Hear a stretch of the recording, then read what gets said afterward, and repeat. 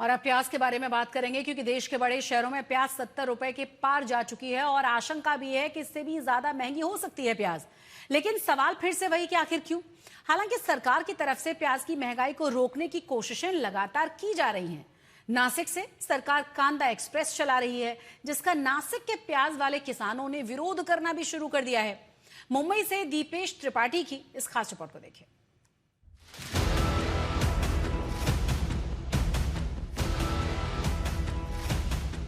भाई प्याज के लिए रोज फोन आ रहे हैं और मैं कह देता भाई आज भूल गया, कब तक बहाने करूंगा प्याज के लिए।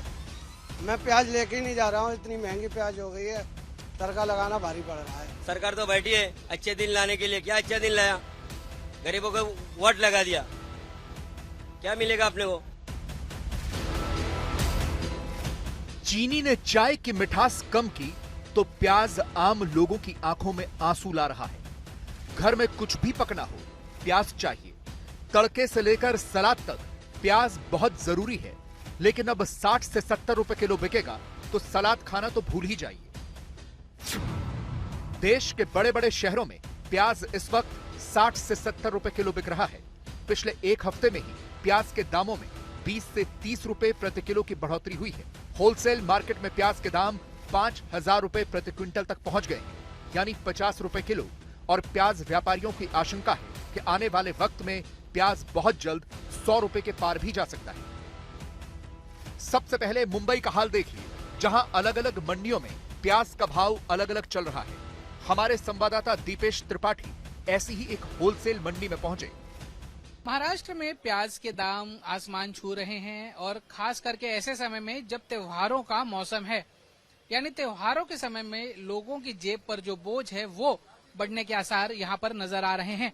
हमारे साथ है प्रवीण जी, जो प्याज और आलू के उत्पादक हैं, होलसेल विक्रेता हैं। हम उन्हीं से जानेंगे, सर कितने दाम बढ़े हैं, कितना असर हुआ है दामों पर, खास करके प्याज के दामों पर? कल के तारीख में 3 रुपए 4 रुपए के बढ़त हुई है प्याज में, किलो के पीछे, क्योंकि फिर कल छुट्टी है, फिर 2 दिन के बाद फिर छुट्टी है, तो इसके लिए मार्केट में ये टाइट है, भाव टाइट है। पहले कितने दाम थे और अब कितने दाम, और कब से दाम बढ़ना शुरू हुआ?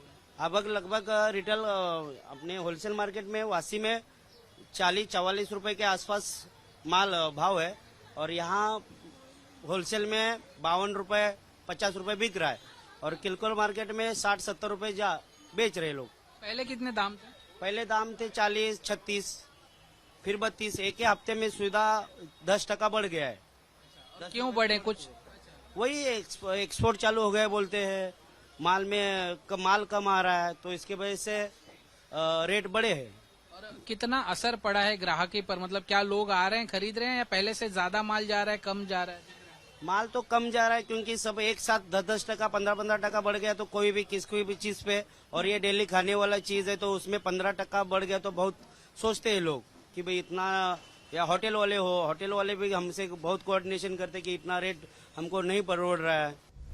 इस मंडी से तमाम होलसेलर और होटल रेस्टोरेंट वाले सब्जी लेकर जाते हैं। रोज 10 किलो प्याज लेकर जाते थे, लेकिन प्याज के बढ़े हुए दामों की वजह से उन्हें समझ में नहीं आ रहा है कि क्या करें।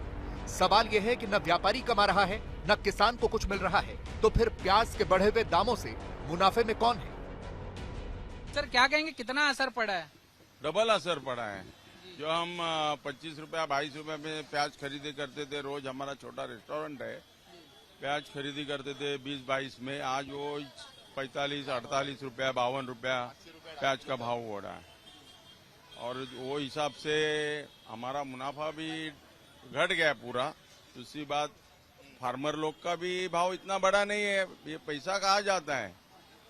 हमें लगता है ये सरकार एडवर्टाइजमेंट पे खर्चा कर रही है, रोड पे खर्चा, लाडली बहन पे खर्चा कर रही है, हमें लगता है उसमें जा रहा है सब पैसा, क्योंकि ना फार्मर का फायदा हो रहा है, जो हम लोग कष्ट करके मेहनत करके व्यापार करते हैं, हमारा मुनाफा बढ़ता। असर तो कुछ नहीं, सब सरकार सब अलग अलग पॉलिसी में पैसा डाल रहे हैं।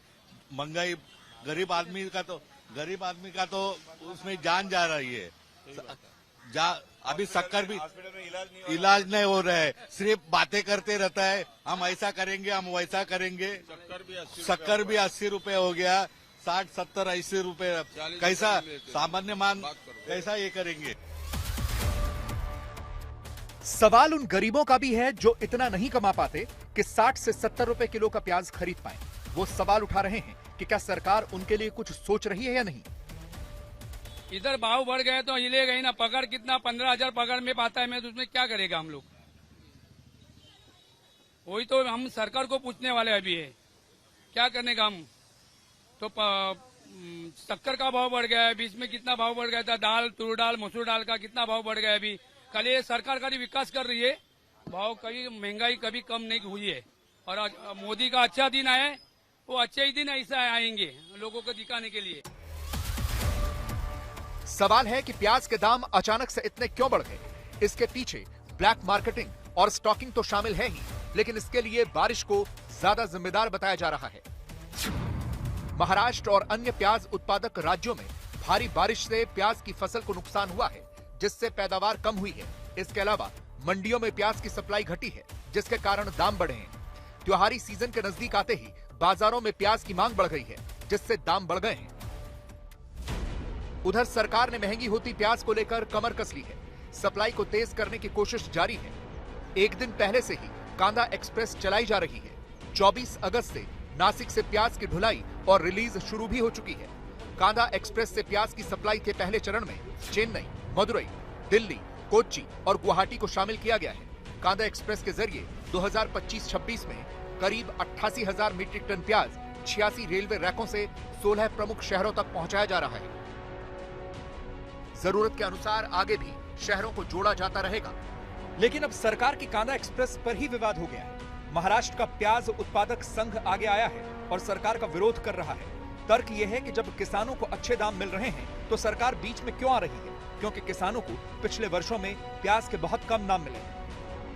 लेकिन सरकार क्या करती है कि अभी बफर स्टॉक जो प्याज है वो प्याज एक्सप्रेस, कांदा एक्सप्रेस के नाम से बड़े बड़े शहरों में देश के प्याज डाल रही है और वहाँ ग्राहकों को सस्ते दाम में प्याज देकर 35 रुपए किलो से उनको प्याज बेचना है। किसानों का प्याज जब उनको खरीदना था सरकार को तो 12 रुपए, 15 रुपए, 20 रुपए उन्होंने पर किलो का उनको भाव दे दिया। और अब खुद 35 रुपए में प्याज बेचने में उनको बेचना है। तो हम किसान और महाराष्ट्र प्याज उत्पादक संगठन मांग करते हैं कि आपको किसानों को अच्छा दाम मिलने में आप बीच में मत आइए। जब दाम हमारे 1-1, 2-2 साल गिरते हैं तो सरकार गायब हो जाती है। थोड़े दिन के लिए दाम बढ़ते हैं तो सरकार एक्शन लेती है।